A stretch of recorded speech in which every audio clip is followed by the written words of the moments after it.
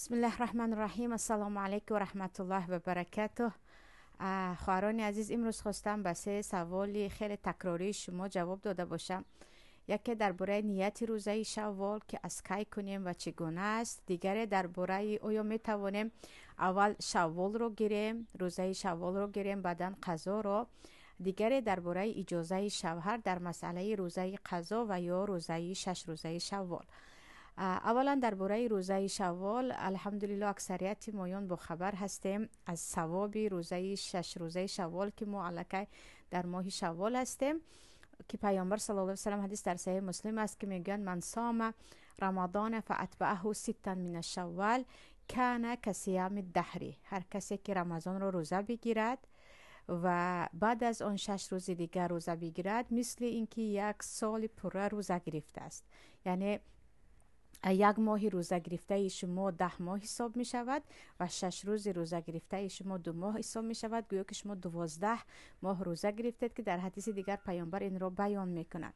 برای همین اکثریت مسلمان ها خیلی می خواهند این ماه شوال رو روزه بگیرند، ولی بعضی ها فکر می کنند حتما باید یکم روز عید نو دویمش باید روزه گیری و پای در پای بگیری. گویا که شوال هم مثل رمضان است و حتما باید پای در پای گیریم. عزیزان، ماه شوال هم مثل رمضان یک ماهی کامل است. شما یک ماه وقت دارید که این 6 روزه رو بگیرید. برای همین حتمی است پای در پای بگیریم. در یک هفته 2 بار 3 بار گرفتید هم مهم همین 6 روز را در همین ماه شوال بگیریم. اما درباره نیتش، تمام عبادت ها در اسلام در نزد 4 مذهب مکان نیتش دل هست. با دلت گفتی من فرد روزه شوال میگیرم، یا اینکه حتی سحری خستیم و هیچ چیز نخورده گفته من امروز روزه دارم برای شوال، که روزه شوال خودش از روزه های تطوع هست، یعنی نافله هست، از روزه های سنت مؤکده و حتما باید واجبات نیست که یک روز پیش نیت کرده باشی یا پیش از سحر خوری. همین کافی است. یگانه در مذهب ابو حنیفه رحمت الله علیه هم در بعض علمای امام شافعی و احمد هم بعض نیت ها رو به زبان گفتید مستحب است، یعنی قوی تر می شود نیت قلبیت. وگرنه پیامبر اصلا چگونه که التحیات رو به صحابه ها آموزانده بودن، دعای مثلا استفتاء سبحانك اللهم رو، یا اینکه اللهم صل علی محمد گفتن صلوات رو به یگان صحابه نیت یگان چیز رو به زبانی آموختگی نیستن که با زبان همین گونه نیت کنید. با زبان همین گونه نیت کنید که گفتگی نیستن. یگان عبادت در اسلام نیت مخصوص خودش را ندارد که با زبان بگوییم. با قلبمون همین که نیت کردیم الکی این چی است؟ این نیت حساب می شود. برای همین برای شوال یک نیتی مخصوص نجوید که حتما باید این گونه نیت کردم. چه خیلی گفتم من پگاه شوال میگیرم، گفتید الکی همون نیت کافی است. یا پگاه روز گفتید، یا حتی از خواب بیدار شدید که الکی وقت سحر خوری گذشته است، گفتید من روزه دارم، چون روزه نافله است. شرط نیست که نیتی بر وقتتر داشته باشید. و پیامبر صلی الله علیه و سلم روزه های نافله رو حتی بعد از صبح دمیدن هم امروز من روزه دارم میگفتن.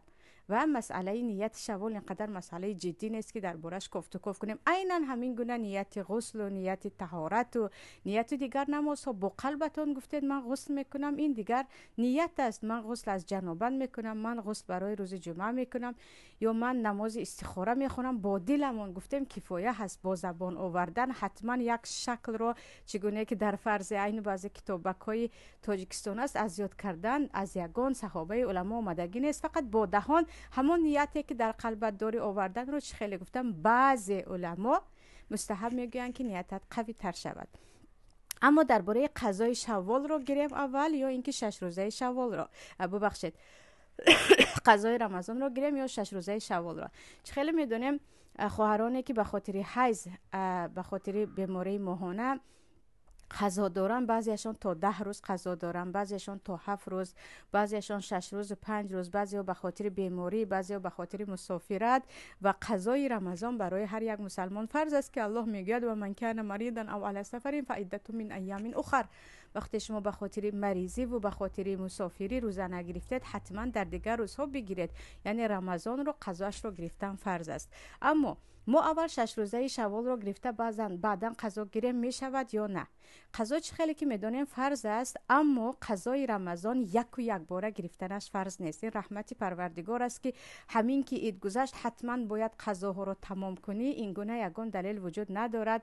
برعکسش حدیث حضرت عایشه در صحیح بخاری است که میگویند من قضاهای رمضان رو به خاطر اینکه با پیامبر مشغول بودم ماه شعبان یعنی یک ماه پیش از رمضان میگرفتم. یعنی این معنیش این است که در خانه پیامبر بودم و پیامبر اصلا مثلا به حضرت عایشه هم گفتگی نیستن که یک و یک باره بگیری، و حضرت عایشه میگن از این رخصت یعنی استفاده بردگی هستن. قضا رو اگر در ماه شوال نبود دیگر ماه‌ها گرفت هم انشالله گناهگار نمیشوید. یگانه در مذهب ابو حنیفه هیچ کراهیت ندارد، لیکن در دیگر مذهب ها، در مذهب امام مالک و شافعی میگویند قضایت را مانده روزه نافله گرفتن جایز است اما با کراهیت. یعنی اول قضا را تمام کنی بهتر بود. خواهرانی که میگویند من هم قضا رو میگیرم هم شوال رو، این بهترین میشود، اما گفتن نه من علاج هر دویش رو گرفتن نمیتوانم، اول شوال رو میگیرم که مدت شوال رو میدونیم فقط یک ماه هست. برای قضا اگر 11 ماه دیگر داشته باشیم، اما شوال همین ماه گذشت دیگر ثواب آن 6 روزه میرود. پیامبر صلی الله علیه و سلم اون 6 روزه که برابر یک سال با ماه رمضان میشود گفتن فقط شوال رو در نظر داشتن. اگر گفتیم نه شوال زود میرود من اول شوال رو میگیرم، ان شاء الله در نزد 4 مذهب شما گناهگار نمیشوید. فقط خیلی گفتم بعضی علما کراهیت دارد میگویند، لیکن در مذهب ابو حنیفه رحمت الله علیه اصلا کراهیت ندارد. اما حتما در فکر قضا هم باشیم که یکی پگاه گویان رمضان آینده آید و قضاهای ما بماند که در این وقت هم کفاره فرض می شود و هم انسان گناهگار می شود اگر از روی تماما بی‌پروایی قضاهایش را نگرفت. مسئله دیگر پس درباره قضا را گیریم یا اینکه اول شوال را، ان شاء الله اجازت است که اول شوال را گیرید. اگر چه قضا را گیرید بهتر است، اما نگرفتید و شوال را گرفتید و قضا را بعداً گرفتید گناهگار نمیشوید. و چه خیلی گفتم شوال حتمی نیست که 6 روز پای در پای گیرید، یکی در یک هفته 2 روز 3 روز گرفتیم هم مهم تا تمام شدن ماه شوال اجازت است. درباره اجازه شوهر درباره قضا گرفتن یا اینکه درباره روزه شوال، مسئله قضا گرفتن میدونیم که قضا همچون فرض است و در مسئله های فرض احد الناس، یگان انسان، چه شوهرت باشد، چه پدر و مادرت باشد، چه رئیس کارت باشد، کی نباشد، هم حق ندارد بگوید که این فرض را نکن. و در مسئله قضا اگر شوهر راضی نباشد هم من راضی نیستم گوید هم حتی مجبور کند هم زن، در مسئله قضا گرفتن به اجازه شوهر یگان نیاز ندارد، چون که قضا از فرضهای الله هست و حکم الله همیشه بالاتر از حکم بنده ها هست و اینجا اطاعت پروردگار بالا است و در مسئله روزه قضا گرفتن اجازه شوهر در کدام روز باشد هم حتمی نیست و قضاها رو حتی روز جمعه هم گرفته می شود. اما در مسئله روزه شوال چه خیلی گفتم از روزه های نافله هست، روزه هایی هست که گیرید ثواب می گیرید، این روزه را نگیرید گناهگار نمیشوید. و حدیث در بخاری است و در تمام کتاب‌های سنن است که پیامبر حتی میگن لا یحل لامرأة ان تصوم و شعرها ببخشید و بعلها حاضر الا باذنه. برای زن جایز نیست که او روزه بگیرد در حالی که شوهرش در نزدش هست مگر اینکه با اجازه شوهرش. یعنی وقتی همراه در همین خانه شوهرت هست، تو به اجازه او روزه نافله گرفتن حق روزه نافله گیری نداری مگر اینکه او اجازه دهد. اما در خانه نیست، او در مسافرت هست، از صبح تا شام عموما نمیبینی، در این وقت اجازه شرط نیست برای اینکه او در نزد تو نیست.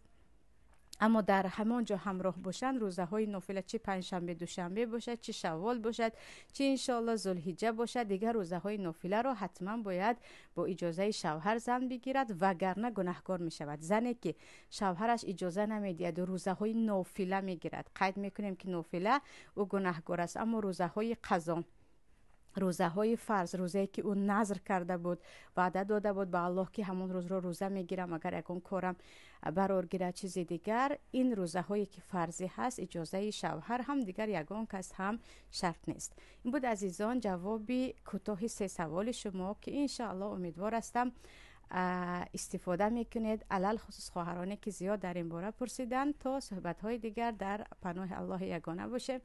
السلام علیکم و رحمت الله و برکاته.